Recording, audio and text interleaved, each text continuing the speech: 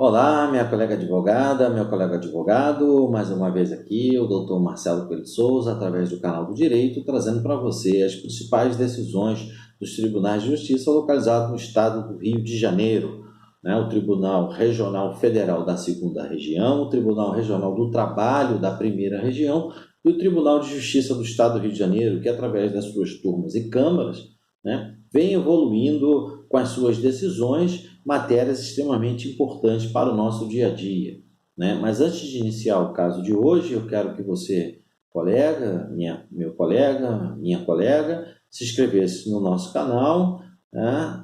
Desse seu like para que toda semana você receba os nossos vídeos e ficar antenado ali com as nossas andamentos, né, das nossas decisões dos nossos principais tribunais de justiça, ok? O caso de hoje foi um caso julgado na primeira turma do Tribunal Regional do Trabalho, uma reclamação trabalhista que tinha como único pedido, né, o pedido de dano moral, né, que é um processo oriundo da primeira vara do trabalho de Rio Bonito, que é o processo 010-1316, dígito 17, 2017 5010581, tendo como partes reclamante Wellington Primo Ribeiro, reclamada Empreiteiras KM de Cabo Frio Limitada, Construtora Algarve de Teresópolis Limitada e Frossar Administração e Participação Limitada. Né? O que narra o reclamante? Né? O reclamante ingressa com a reclamação trabalhista, né, com pedido de dano moral, né, alegando que o seu pai, senhor Nilcimar Gonçalves Ribeiro, né, contratado da primeira reclamada em 11 de setembro de 2015 para prestar serviços de obras de empreendimento para a terceira reclamada, ou seja, a empreiteira KM, né, contratou o pai do reclamante, né, para fazer uma obra para afrouxar administração e participação. E o salário do pai do reclamante, né, mensal era de R$ 2.400. Mas a reclamação se funda, né, em um acidente grave de trabalho que acabou vitimando o pai do reclamante, né, que no dia 15 de janeiro de 2016, por volta das 7h15, né, quando o pai do reclamante se encontrava no local de trabalho para exercer suas tarefas, né, ele com mais 5 colegas, né, acabaram sofrendo um acidente fatal, né, gravíssimo, né? Ele, o pai do reclamante, acabou sendo vítima desse acidente fatal, morreu no local mesmo. Outro colega também acabou falecendo e outros acabaram tendo lesões, né? Enfim, uma cena muito, muito triste, né?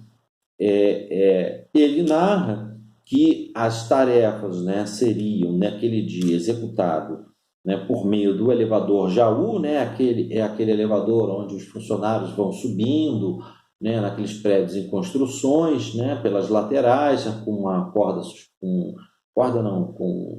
um cabo suspenso ele vai levantando aquele elevador Jaú, né, mas que o acesso para se chegar, né, a esse Jaú seria através de um sistema chamado aparalixo. E o que seria o aparalixo? Né? O aparalixo, né, segundo aqui o perito, é uma plataforma de proteção coletiva para evitar quedas de pessoas e materiais. Porém, esse sistema não é utilizado como sistema de passagem de funcionários. Mas lá na frente nós vamos entender por quê. Pois bem, então, quando o pai do reclamante estava nesse aparalixo com mais 4 colegas, acabou esse sistema não suportando a carga máxima e vindo a se romper e levando ao chão todos os funcionários, incluindo o pai do reclamante, né? A altura que se encontrava era uma altura extremamente alta, de 12 metros, e, enfim, um acidente extremamente trágico, né? Acidente esse que vem se repetindo no nosso país diariamente, principalmente nessas grandes obras, quando essas empresas, né, que não respeitam muito essa questão de preservar as legislações de segurança de trabalho, né, tem só ali a intenção clara de sempre tirar vantagem, né? Muitas empresas acabam não respeitando essas normas e diariamente, né, a gente observa muitos acidentes de trabalho, né? E ele diz ainda o seguinte, que a segunda reclamada, que seria a construtora Algarve, né, ela fora contratada pela primeira reclamada, né, que contratou o pai do reclamante, exclusivamente como empresa de segurança do trabalho, né? Ela tinha a função de fiscalizar a obra e revisar as normas de segurança, né?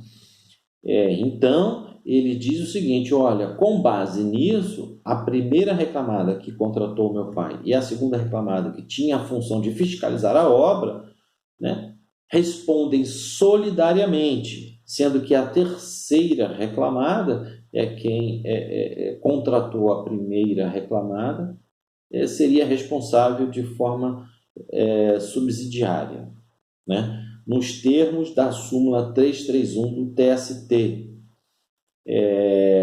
E aí, né, fundamenta a sua peça através da aplicação da teoria do risco, né, ou seja, a teoria de que o risco do empreendimento gera o dever, gera a culpa, né, e por isso gera o dever de indenizar, né, e pede, por conta disso, o valor de 350 mil em danos morais, né? Houve outros processos, né, também de familiares dos outros funcionários que sofreram essa queda, e os processos acabaram sendo reunidos em um único processo, foram apensados para evitar decisões conflitantes sobre o mesmo fato, né? Muito bem. E aí foi uma coisa assim que me pegou extremamente de surpresa, porque eu fui constituído para sustentar esse processo, nós ainda vamos chegar lá, e ao observar as contestações das reclamadas, me chocou. E vou te dizer por quê. Principalmente a segunda reclamada. O que ela diz? Ela diz o seguinte, né? Responsabilidade seria das vítimas pelo ocorrido, porque ela teria fornecido toda a sua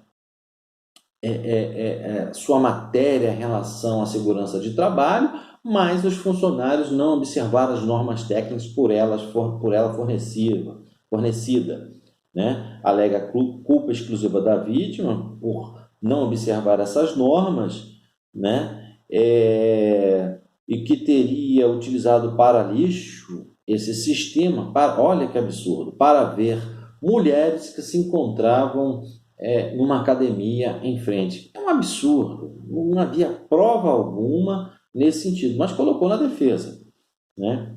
E aí pede a improcedência do total dos pedidos, se for condenada, pede na fixação do dano moral, levar em consideração a questão da culpa da vítima também, aquela coisa toda, enfim. Muito bem.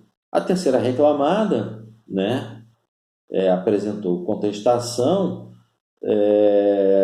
dizendo o seguinte, inacreditável, que não poderia ser responsabilizada, né, porque no seu estatuto social, da sua criação, ela ainda não seria do ramo de construção civil e que, embora constasse na quinta alteração contratual para incluir, né, como incorporação no seu objeto social, diz que, na verdade, jamais executou tal atividade. Olha que é extremamente absurdo. Quer dizer, o que ela está querendo dizer nesse sentido? Ela está querendo dizer o seguinte: olha, eu não sou do ramo imobiliário nem de corporação, então eu não posso ser responsabilizado porque a minha atividade não é o fim nesse ponto. Mas, apesar de ter uma alteração para incorporar essas atividades, eu nunca exerci. Assim, é algo inacreditável, né, ao ler essa contestação, né? E alega ainda a culpa da vítima. A primeira reclamada, né, que quem contratou o pai do reclamante, né, alegando que as vistas estariam em horários, não estariam fora do horário do expediente, ou seja, 7h15 não seria o horário do expediente, porque não estavam recebendo ordens. E alega a culpa das vítimas por usarem o aparalixo como lugar de passagem. E faz as mesmas alegações, né? Absurdo. Bom, marcada a audiência de instrução e julgamento, né? A vítima é a testemunha do reclamante, senhor Giovanni Pereira, afirmou, dentre outras coisas, né, que para se acessar o elevador Jaú, somente poderia ser feito pelo aparalixo, ou seja, já vai de encontro com o que todas as reclamadas falaram em suas peças de bloqueio. Diz que recebeu um treinamento muito rápido, né, vídeos curtos, ou seja, já contrariando a segunda reclamada, que seria aquela empresa implementadora das normas de segurança do trabalho, né? Que não tinha noção de que era arriscado acessar o Jaú através do aparalixo. Quer dizer, não recebeu nenhuma orientação, nem havia ninguém fiscalizando a obra para dizer àqueles funcionários que não poderiam utilizar esse sistema aparalixo para passagem para o elevador Jaú. Obviamente, se todas essas normas de segurança fossem respeitadas, obviamente o evento não teria ocorrido, né? E outra testemunha, que aí foi a testemunha da reclamada, né? O senhor Paulo, muito citado na contestação da segunda reclamada, ele confirmou exatamente que os funcionários acessavam o Jaú por meio do aparalixo, né? E, portanto, contrariou a defesa da segunda reclamada e das demais, né? Marcada a perícia, né? O perito esclareceu que seria o aparalixo, como eu disse, que é uma plataforma de proteção coletiva para evitar quedas de pessoas. E um dos quesitos respondido também pelo perito, né, era o quesito 2, que diz favor, aqui, que responda o perito se o aparalixo, bandeja salva-vidas, pode ser utilizado como único meio de passagem, suporte de pessoas e materiais de substituição andaime. E a resposta do perito foi o seguinte: não, é proibido o uso do aparalixo como passagem e suporte de pessoas e materiais. E aí vem outro quesito. Quais irregularidades são possíveis apontar na instalação e utilização do aparalixo frente às normas previstas na NR18? Resposta: na instalação não foi possível identificar nada, uma vez que não existia mais nada local. Na utilização, apoio de andaime suspenso e usar como acesso direto ao andaime suspenso. Ou seja, resumidamente aqui, o perito foi claro, é proibido o uso de aparalixo como passagem. Ponto. Não poderia ter sido utilizado, né, esse sistema como passagem. E na sua conclusão, né, ele chegou à seguinte conclusão, né? Mas com toda certeza podemos concluir que o acidente em pauta foi provocado por um acúmulo de erros. Quais são? Primeiro, uma sobrecarga dos andames suspensos que estavam apoiados nos aparalixos, que podemos observar na foto retirada dos autos, mostrando que os mesmos desceram após a ruptura do aparalixo. O acesso dos funcionários aos andames suspensos estava sendo, sem dúvida alguma, feita de forma totalmente irregular, já que, por norma, deveria existir um acesso seguro aos andames, uma vez que os aparalixos não são local de passagem. Os 5 funcionários concentrados de uma única só vez nos aparalixos, ultrapassando o limite de carga suportado pelo mesmo, a falta de fiscalização das normas de segurança do trabalho, a falta de treinamento para o trabalho em altura. Pois bem, com base nisso, a sentença não poderia ser diferente, a não ser julgar parcialmente procedente os pedidos e condenar as reclamadas, a primeira e a segunda reclamada de forma solidária e a terceira reclamada de forma subsidiária, no valor em danos morais de R$70 mil. Recorreram as reclamadas e eu fui, e aí nosso escritório foi contratado para fazer a sustentação desse caso, né? E somente compareceu no dia do julgamento a segunda reclamada e o advogado mais uma vez sustentou os mesmos argumentos trazidos na sua peça de bloqueio, né? Só que não impugnou o laudo, não impugnou as testemunhas. O que ele disse? Não, que os funcionários não estavam em horário de trabalho, que teriam acessado de forma irregular o aparalixo para ver mulheres na academia à frente, né? E quando chegou a minha vez de ir para a tribuna, já de cara, já disse que não impugnou o laudo técnico elaborado pelo perito, demonstrando que os aparalixos não serviam para uso de passagem, não impugnou as testemunhas, né, que foram claras ao afirmar que o sistema de aparalixo era utilizado para acesso dos funcionários, contrariando normas de segurança do trabalho, né? E não havia sequer prova de que os funcionários colocaram a sua vida em risco para acessar ali mulheres que se encontravam numa academia à frente. Um completo absurdo, uma coisa que não tem fundamento nenhum e, enfim, me causou até revolta ali. Meu discurso foi até mais incisivo, fiz duríssimas críticas às reclamadas, e principalmente nessa questão de que as vítimas teriam colocado em risco a sua própria vida, né, para ver mulheres, um absurdo tremendo. E também coloquei a questão de que uma das testemunhas do reclamante, né, foi enfático em dizer que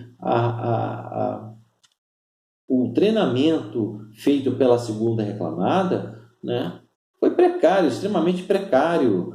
Passaram um vídeo extremamente curto e são aulas ministradas de forma jogadas, vamos dizer assim, né, sem nenhuma questão técnica específica, a fim de mostrar que é necessário ter segurança no trabalho, né? Tanto que, em seu depoimento, ele afirma que não sabia que o sistema de aparalixo era extremamente perigoso, que não poderia jamais ser utilizado. Porque se ele soubesse, ele, obviamente, não teriam utilizado esse sistema. É um absurdo o que se viu nesse julgamento. E, obviamente, os relatores, né, principalmente o relator, não acolheu nenhuma tese das reclamadas, das recorrentes, né, manteve a sentença integralmente e fez duríssimas críticas às empresas porque elas não respeitam as normas de segurança do trabalho, onde diariamente trabalhadores são vítimas desses acidentes por empresas inescrupulosas que têm apenas a intenção de lucrar e lucrar, né? E em relação à segurança do trabalhador, não se preocupe. Enfim, infelizmente é um caso muito triste, mas creio que o nosso escritório, né, principalmente eu, fiz um bom trabalho para manter essa sentença conforme foi lançada, ok?